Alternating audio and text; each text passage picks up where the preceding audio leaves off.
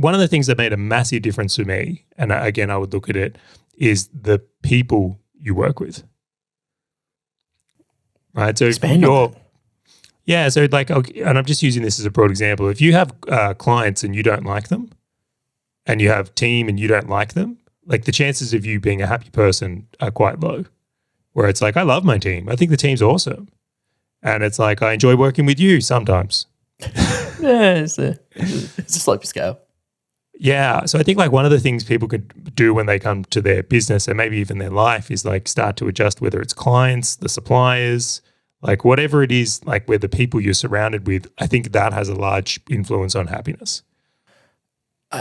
I agree. And I think of it like a scale again, right? Like not all like how many times do you get, I actually know our account's amazing, but how many times like there are people that you have to interact with or that you should interact with, like the ATO.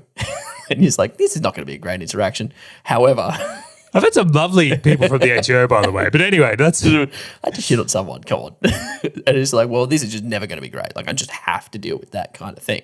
But on the flip side, it's like, well, how can you make as many of these interactions as positive or as good as you possibly can? And as business owners, we get to choose our network that we talk to. We're going to choose the clients that we work with. We're going to choose the team that we work with.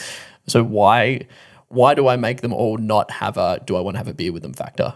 Like all of the team that we have, dude, I'd love to have beers with them. Like all of our clients like ping me on Facebook Messenger and they're like, hey man, what are you doing here? Why'd you fly to Brisbane? Why are you doing these things? I'm like, this is awesome.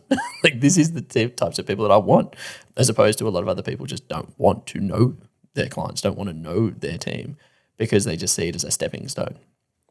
Completely. And so I do look at that as if at the moment, if you've ever jumped into your team, you're like, oh, I've just got a call with Charlie.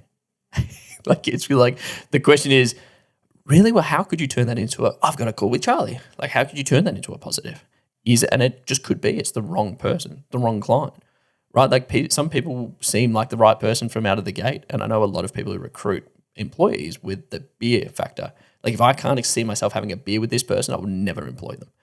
And this is this layer across the top because they just don't want to deal with people they don't want to work with or wouldn't see themselves as friends with. And so the question is more, well, just how do you interpret that? Like how do you just find people that you want to have beer with? How do you find clients you want to have a beer with? Because then it turns a negative into a positive, right? And just asking yourself that question.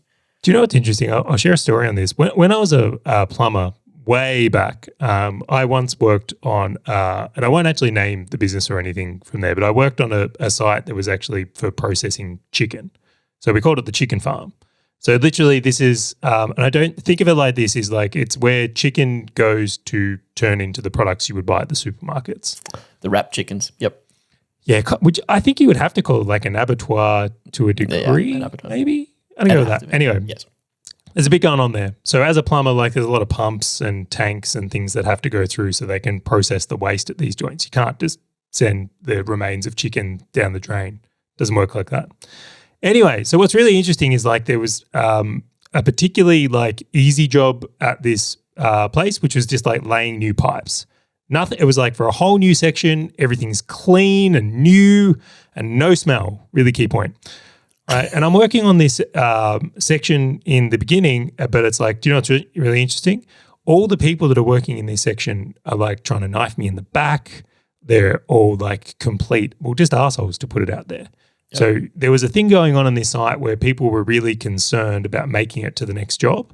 So what they would do is just throw people under the bus continually to management, because then it would be like, well, if I get rid of this guy, then I'll be on the next job site. So there was this like really bad attitude that was in this group, particularly like really bad attitude. And like I'm talking like sabotaging each other's work. Like it was a horrible, horrible experience to work, even though the work was easy and clean. Right. And eventually I got like fed up with this, in all honesty. And I actually think between people complaining about me and trying to get me thrown under the bus, they got me moved into this other section of the chicken farm or the processing plant, which is like the most disgusting thing I've ever done in my life. So I'll explain is there's like this tank that we needed to change over some like fittings within, or like some valves and stuff like that, which I won't make it too technical, but I'll describe here is every, I think it was like 30 minutes or hour, a whole bunch of chicken remains get pumped into this tank, and then it's got to settle to get like the fat and remains out. And then depending on where things end up, they get pumped into different places. Okay, so then what we would do is we would jump into the tank, pump everything through, and then why the water level, well, it's not really water, why the level of whatever is in this thing is down, you'd get in there and do your work in a dry suit.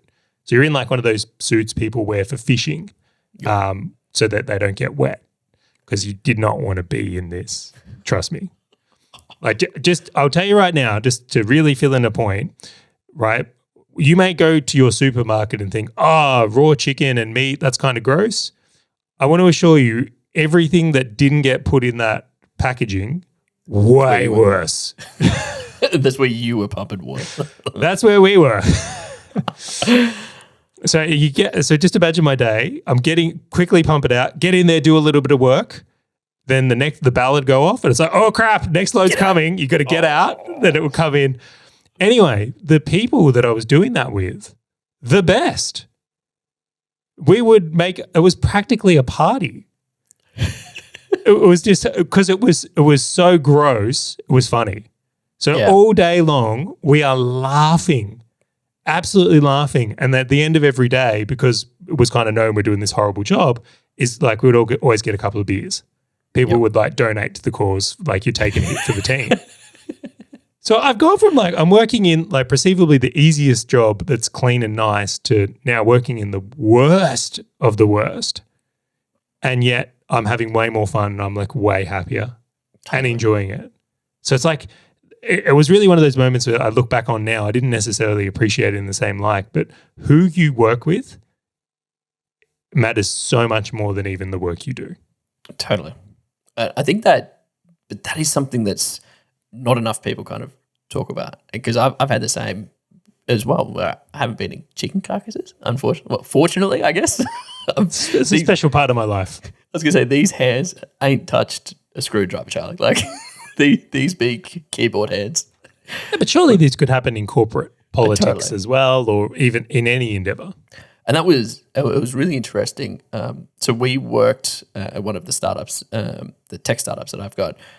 We were working on a client site, which was a large utilities client site, and we actually ended up employing one of their employees directly through us. So they left there and they said, "Hey, I'd love to work for your software."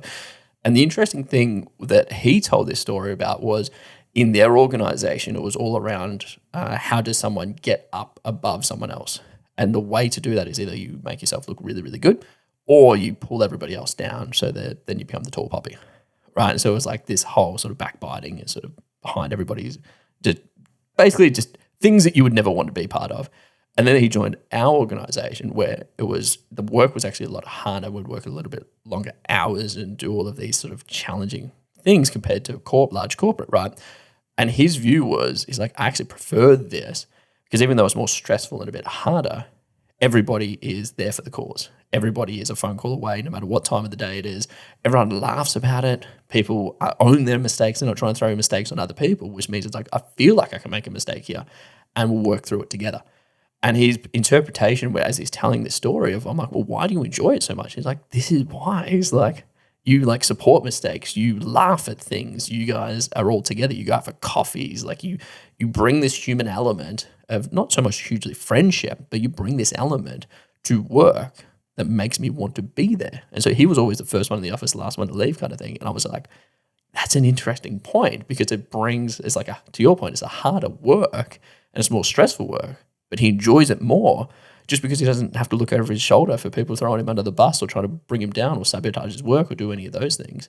And I'm like, isn't that fascinating that we will retain an employee, and he still works with us to this day because of that culture, because that is how everybody perceives it. Everyone's enjoyable, everyone's laughing, everyone's sort of supporting each other versus just trying to get one over. Hey, fellow business owner, if this topic and value-packed short video has resonated with you at all, and you want to dive deeper into being a full stack business owner, check out the full episode by clicking the link on your screen or in the description right now.